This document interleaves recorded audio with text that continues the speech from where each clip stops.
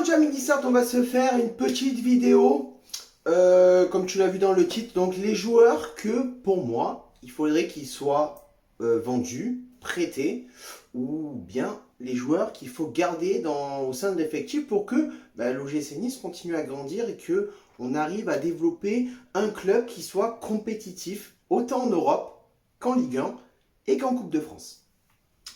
Va s'en suivre de tout ça, évidemment, une partie 2, donc les joueurs, les postes où on devrait recruter des joueurs. Va s'en suivre aussi la vidéo sur le vlog que j'ai fait sur la Coupe de France. J'attendais qu'un petit peu tous les supporters niçois digèrent en fait cette défaite. Va s'en suivre bien sûr les premières vidéos Mercato qui pour moi n'ont aucune crédibilité en mon sens actuellement, et je t'expliquerai dans la première vidéo Mercato pourquoi. Le bilan de la saison, je m'en sors plus, je ne sais plus où j'en suis, donc voilà, la vidéo déjà sur les joueurs qui seront prêtés à vendre ou à garder. Donc on va partir déjà sur les joueurs que je souhaiterais qu'ils soient prêtés par l'OGC Nice. Donc en tout premier lieu, Boulendi, tout simplement, troisième gardien de l'OGC Nice. Il n'a pas joué cette saison, il a fait des matchs de préparation avant que la saison ne commence. Il serait bien qu'il soit prêté dans un club de Ligue 2 pour prendre de l'assurance et voir un petit peu ce qu'il vaut réellement en compétition dans un club qui serait à son niveau où il pourrait tout simplement faire ses preuves. Deuxième joueur que je prêterai, c'est Flavius Daniluk, tout simplement. Joueur à très fort potentiel, effectivement, qui vient du Bayern de Munich. Très peu utilisé sous Galtier, mis à part en dépannage, et encore, il ne jouait pas à son poste. Moi, je pense que pour conserver son fort potentiel et l'exploiter à fond pour les prochaines saisons, je pense qu'il faut qu'il soit prêté afin de progresser et aussi pour lui de passer un cap tout simplement et d'aider l'OGC Nice dans des futures saisons, pourquoi pas. Troisième joueur, et ça sera le dernier pour moi à prêter dans cette équipe, c'est Evan Guessant. Retenu par Christophe Galtier au mercato hivernal en disant qu'il comptait énormément sur lui car il voyait un renfort de qualité, un espèce de super sub. Galtier n'a pas su l'utiliser plus que ça, l'a fait rentrer très souvent en cours de jeu, en fin de match. Il n'a pas pu démontrer vraiment toute sa palette. Il peut évoluer pour moi bien plus en ayant plus de temps de jeu et proposer toutes ses qualités d'attaquant. Le prêter dans un petit club de Ligue 1 serait une opportunité pour lui et pour le futur de l'attaque niçoise. Donc maintenant on va passer aux joueurs qui doivent se barrer du club. Cassez-vous, on n'a plus besoin de vous. À un moment donné, ça suffit de se reposer sur ses lauriers, de toucher son salaire en restant sur le banc et ne rien glander, hein, et de se faire ces petites escapades sur la Côte d'Azur. Maintenant, vous prenez vos clics, vos claques, vous partez. À commencer par Youssef Attal, un joueur avec d'énormes qualités offensives, très rapide, des qualités de dribbleur, mais un joueur trop inconstant à un niveau de Ligue 1, de par déjà sa fragilité, son hygiène de vie, toutes ces blessures qu'il a pu acquérir tout au long des saisons, pas tout au long de cette saison, tout au long des saisons. On a besoin d'un joueur sur qui on peut compter à ce poste de par l'importance qu'il peut donner offensivement. Donc, Attal, pour moi, n'a jamais su se remettre en question. Donc, Youssef, bon vent à toi, merci pour tout, car tu as fait quand même de très belles saisons, notamment la première. Tu as fait de très bons matchs. Ciao viva, la Bayetta et Issa Nissa. Deuxième joueur qui pour moi doit partir, Morgan Schneiderlin. Très peu utilisé sous Galtier cette saison, mais conservé pour son expérience. Morgan ne rentre très clairement plus dans le plan de jeu de Christophe Galtier. Rentrer de temps en temps en fin de match, titularisé une fois, expulsé par notre très cher ami Stéphanie Frappard. Il n'a pas forcément apporté satisfaction déjà l'année dernière et encore moins cette année, mais par un espèce aussi de manque de temps de jeu.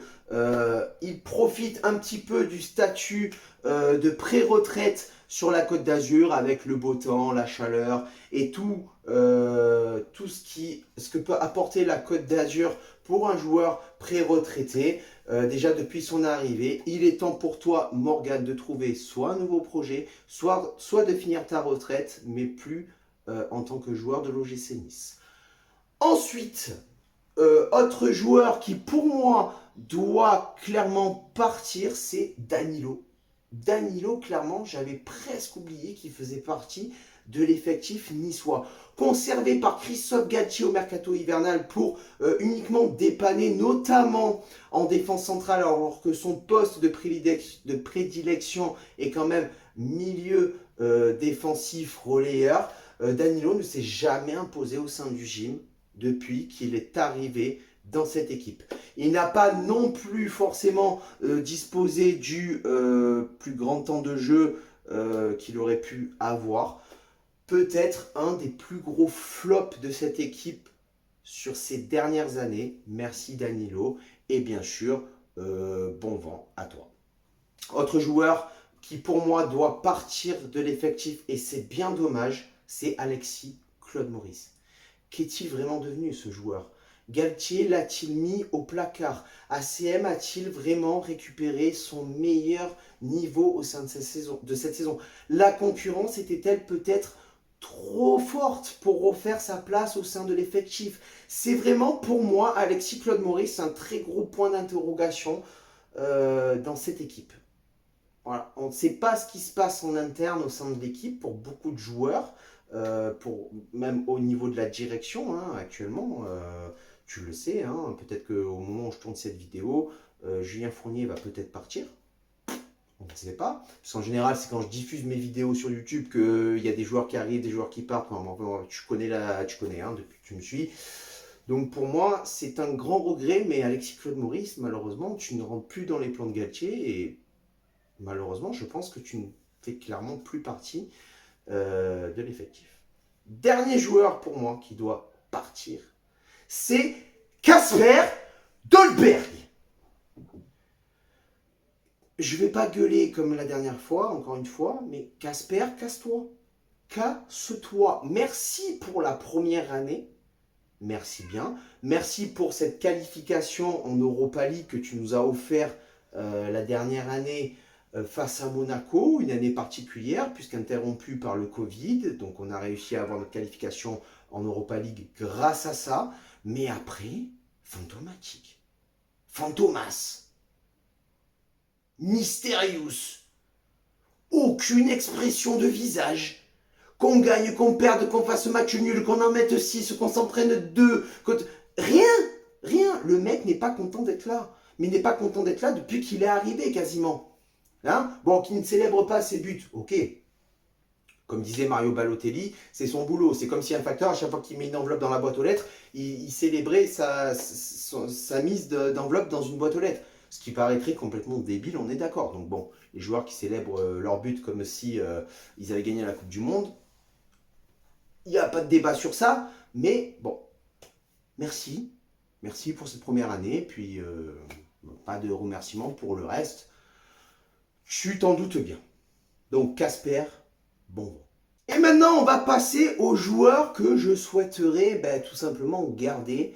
Et on commence par Walter Benitez. Cette saison, c'est 14 clean sheets sur 38 possibles, 106 arrêts, 5 pénaux concédés, 1 arrêté.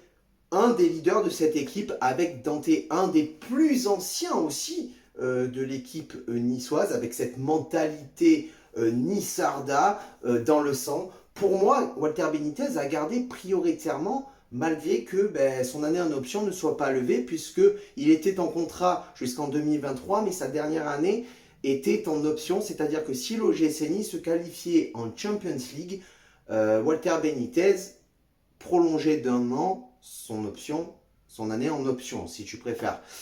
Pour moi, un joueur décisif dans beaucoup de matchs, notamment aussi dans les dernières minutes, toujours présent sur les actions décisives adversaires quand il n'a pas grand-chose à faire du match, il est toujours décisif sur les actions dangereuses.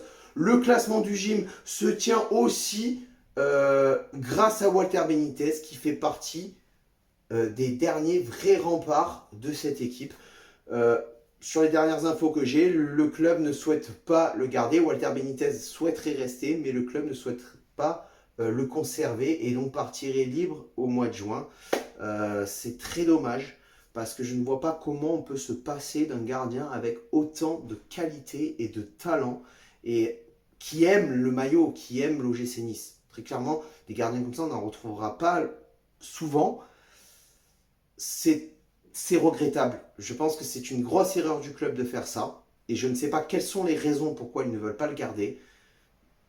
On ne sait pas ce qui se passe en interne, mais c'est très dommage. En tout cas, j'espère que Walter, tu vas rester. Ensuite, autre joueur qu'on doit garder, mais ça ne fait aucun doute, c'est notre capitaine Dante. Rien à dire sur cette saison, malgré ses difficultés dans les derniers matchs à contrôler les défenses adverses. Un vrai capitaine, une vraie mentalité nissarde qu'il a su adopter, une mentalité de guerrier. Son manque de vitesse est compensé fortement par sa technique et sa mentalité niçoise. Voilà, sur les derniers matchs, on a vu, bon, c'est la fin de saison, la fatigue. Il a 38 ans, il en a plus 22. Donc forcément, ça joue aussi sur l'organisme, hein, c'est normal. Mais pour moi, Dante a fait peut-être une de ses meilleures saisons cette année. Autre joueur à garder, je pense que c'est indéniable et je pense qu'il va rester aussi, c'est Jean-Claire Todibo. Il a su continuer à s'imposer dans cette défense centrale niçoise. Il est complémentaire avec Dante. Donc ça, c'est ça qui est fort aussi et qui fait la solidité de notre défense centrale. N'oublions pas, meilleure défense, mais co-meilleure défense du championnat cette saison avec le Paris Saint-Germain. Tout ça, ça lui a permis de progresser, ça lui a permis aussi que sa marge de progression soit peut-être plus rapide que d'autres, malgré son âge. À conserver, pour moi, c'est l'avenir de l'OGC Nice, bien encadré par un capitaine qui l'a poussé vers le haut. Et si on prend clairement un nouveau défenseur central pour remplacer Dante, il va falloir qu'il soit dans la continuité justement de notre capitaine pour que Jean-Claire Todibo continue à exceller en défense centrale. Je pense qu'il n'y a rien à dire, il faut le conserver. Ensuite, autre joueur à conserver et que c'est pas le cas de Galtier, et je ne comprends pas pourquoi, c'est Mario Lemina. Mario Lemina, c'est l'expérience, la stabilité, la mentalité et le travail. Malheureusement, Galtier, comme je te l'ai dit, ne souhaite pas le conserver dans le milieu niçois alors qu'il représente tout ce que l'OGC Nice recherche, notamment par rapport à l'expérience. Mario Lemina a connu de nombreux clubs, et notamment de nombreux clubs européens. Pour ma part, c'est une priorité et il faut le conserver. Je pense qu'il peut toujours entrer dans les plans de Christophe Galtier. Après, tout dépend de l'arrivée du nouveau directeur sportif, de la nouvelle politique qui va être adaptée au sein du club, et tout dépend aussi bien sûr du mercato qui va arriver. Mais pour moi, je trouverais ça dommage de se séparer de Mario Lemina. Voilà. Après, vous mettez en commentaire bien évidemment ce que vous pensez de tout ça. Ensuite, autre joueur à conserver pour moi, je pense que c'est plus qu'inévitable, c'est Pablo Rosario. Hein, il est arrivé au mercato estival. C'est le travail de l'ombre. Dans la construction du jeu du gym, dans le repli défensif. Il est multitâche footballistiquement parlant. Il ne lâche jamais rien et représente une mentalité de guerrier que recherche l'OGC Nice. Donc pour moi, Pablo Rosario, c'est inévitable, il faut le garder. Ensuite, Thuram, très clairement, peut-être la révélation de l'année au niveau de l'OGC Nice dans la construction du jeu, dans la projection vers l'avant, dans le repli défensif, la conservation du ballon. Le poulpe, c'est son surnom, hein, clairement, avec ses grandes jambes, il est capable de te faire des chevauchées de 30-40 mètres sans perdre le ballon. À conserver impérativement pour faire grandir le gym et aussi pour faire grandir les qualités de Thuram. Voilà. Pas grand chose à dire sur Thuram cette saison. Il a su notamment exploser en deuxième partie de saison. Par contre, un joueur qui pour moi on doit conserver mais qui s'est effacé en seconde période, en seconde partie de saison, c'est Amine Gouiri. Une saison en demi-teinte, on ne va pas se le cacher. Il a été dans la continuité de la saison dernière en première partie de saison. Il a su briller par sa qualité de dribble, son individualité, sa percussion. Un manque d'altruisme bien souvent qui nous a coûté des buts et qui nous a coûté des points. Il s'est éteint en deuxième partie de saison, mais il est jeune. Sa marge de progression est encore énorme et il peut progresser avec le gym et peut-être que la saison prochaine, c'est la saison où il peut exploser. Je crois énormément encore en Amine Gouiri. Je pense que il est encore jeune. Cette gestion de pression et comment dire, de vouloir évoluer aussi au sein d'un club, de par le classement, de vouloir évoluer individuellement aussi, c'est une pression qu'il a peut-être un peu de mal à gérer malgré qu'il soit bien encadré. Donc j'ai encore énormément confiance en lui, je pense qu'il peut exploser la saison prochaine, il faut le garder. Autre joueur qu'on doit conserver, bien évidemment, ça pose pas de question, c'est Andy Delors. Clairement, il a soulevé le gym, il a mis le gym au plus haut toute la saison. Il n'a rien lâché de la première à la dernière minute quand il jouait sur le terrain. Bien souvent, il nous a sauvés, il nous a fait prendre 3 points, nous a fait récupérer 1 point alors qu'on aurait pu en perdre 3. Bref, c'est la mentalité qu'on cherche à l'OGC Nice. Delors, je pense que pour moi, on verra ça dans le bilan, mais je ne vais pas m'annoncer trop vite, mais Delors, c'est un filou. Mais malgré tout, oui, je l'adore, il est niçois, Andy Delors.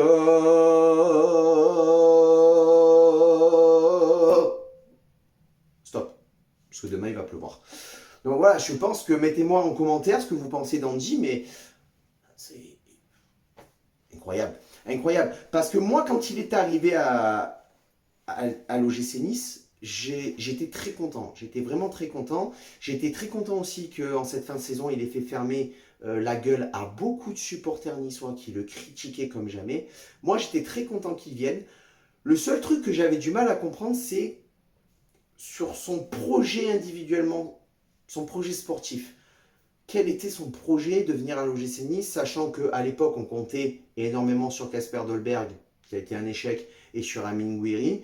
Je dis, le mec va être souvent remplaçant. Qu'est-ce qu'il va pouvoir apporter à l'équipe? Qu'est-ce que lui va pouvoir donner? Et est-ce qu'il va pouvoir continuer à s'exercer comme il a su le faire jusqu'à présent avec le MHSC en Ligue 1? Voilà, c'était ça mon problème. Mais j'étais très heureux qu'il arrive à l'OGC Nice et il a démontré Delors la baillette. Autre joueur qu'on doit garder, pour moi aussi, puisqu'il représente l'avenir de l'OGC Nice, normalement son option d'achat devrait être levée, puisqu'elle n'est que de entre 1 et 2 millions d'euros, c'est Marcin Bulka. Marcin Bulka qui a fait une très très bonne campagne de Coupe de France où il n'a encaissé que 2 buts. Il a été présent sur tous les fronts. En finale, il encaisse ce penalty où il peut rien faire. Il aurait pu l'arrêter. Il est un peu parti trop vite. On ne peut pas lui reprocher qu'il ait loupé l'arrêt. Tu ne peux pas. Sur un penalty, c'est une chance sur 2. Bref, ça se joue sur beaucoup de choses. Mais au-delà de ça, si tu prends tous les autres matchs, il a été présent. Je pense que c'est un très très bon gardien. Il faudrait le voir sur une compétition entière. Donc c'est-à-dire prendre la place de Walter Benitez, très clairement. Mais je pense qu'il faut le conserver, que ce soit en premier ou en second gardien, mais en tout cas, il faut le garder et il faut lever cette option d'achat qui, pour moi, est inévitable en fait. Je pense que c'est vraiment l'avenir. Dernier joueur qui, pour moi, j'ai longtemps hésité et je me suis dit pourquoi pas. Pourquoi pas lui donner une seconde chance. C'est Melvin Bard, où je trouve qu'il a fait une très bonne première partie de saison et il s'est effondré en deuxième partie. Et je ne l'ai pas reconnu. J'aurais même préféré un Jordan Amavi à la place de Melvin Bard. Comme j'ai beaucoup longtemps pas compris pourquoi il avait réussi à prendre la place d'Hassan Kamara en première partie de saison. Parce que j'aimais beaucoup Hassan Kamara, malgré ses centres souvent foireux. Mais bon, Melvin Barnes n'est pas non plus exempt de tout reproche sur ça. Je veux bien lui donner une seconde chance parce que je pense qu'il a un fort potentiel et il a une marge de progression qui est énorme. Et je pense qu'il peut exploser la saison prochaine. Après, tout dépend pareil du directeur sportif qui va arriver, du mercato qui va suivre. Je ne sais pas. Vraiment, je ne sais pas. Voilà les amis pour les joueurs. Et tu me diras, et tu as raison de me le dire, mais Tonissa, tu as oublié quelques joueurs. Effectivement, j'ai oublié Boudaoui, Stengs, Amavi et Justin Kluivert. Alors pourquoi je ne les ai rentrés dans aucune catégorie? Parce que déjà, Justin Kluivert, son option d'achat ne sera pas levée. Le gym est en train de négocier sous forme d'un achat avec une dévalorisation du prix d'achat de Justin Kluivert. Voilà, il y a beaucoup de doutes qui sont levés sur Justin Kluivert. Pour moi, si je devrais le classer dans une catégorie, je le mettrais à garder. Je le mettrais à garder parce que je pense qu'il peut apporter énormément à l'équipe. Il faut que le jeune Justin se stabilise aussi lui-même en étant constant dans plusieurs saisons dans un même championnat et une même équipe. Je pense que c'est une bonne chose si l'OGC Nice achète Justin Kluivert. Voilà. Donc pour moi, si je devais le classer dans une catégorie, je dirais à garder. Ensuite, Jordan Amavi. Jordan Amavi, son option d'achat est de 5 millions d'euros. Donc option d'achat non obligatoire. Je pense qu'avec le mercato qui va arriver, si je devais le classer dans une catégorie, pour moi, ça serait joueur qui devrait partir. Voilà.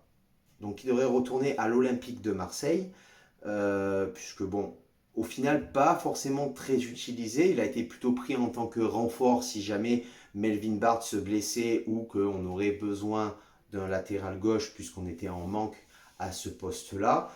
Donc pour moi, Jordan Amavi, dans cette seconde partie de saison, n'a pas forcément apporté énormément à l'équipe. Et je pense qu'avec le mercato qui va arriver, il n'aura plus sa place au sein du club. Donc pour moi, ça serait à partir.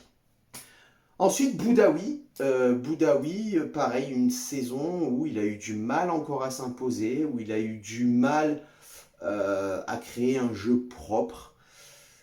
Si je devrais le classer dans une catégorie, ce serait un joueur qui devrait partir pour moi aussi. Voilà, pour moi, il ne rentre plus dans les plans de Galtier, il n'est pas assez constant et ne propose pas le jeu voulu par l'OGC Nice pour instaurer cette espèce de stabilité et cette espèce de constance qu'on a besoin dans le championnat pour être dans les 3 premiers. Donc, pour moi, Boudaoui à partir. Et ensuite, il y a aussi Stengs.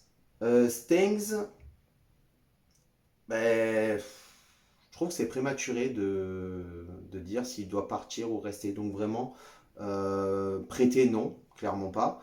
Mais voilà. Dites-moi en commentaire, vous, ce que vous pensez. Parce que voilà, ces joueurs-là, c'est vraiment une interrogation pour moi. Je ne sais pas. Je ne sais vraiment pas ce qu'il faudrait en faire. Mis à part, allez, il y en a deux, c'est Justin Kluivert et Amavi. Voilà, Justin le garder et Amavi le faire retourner à Marseille. Voilà, après, voilà. Et il y a aussi Brahimi. Alors Brahimi, pour moi, ça serait à garder.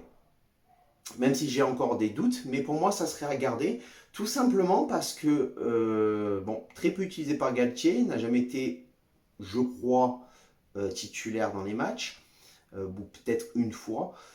Mais à chaque fois qu'il est rentré, il a apporté des solutions offensives. Il a apporté de la vitesse. Il allait chercher la profondeur.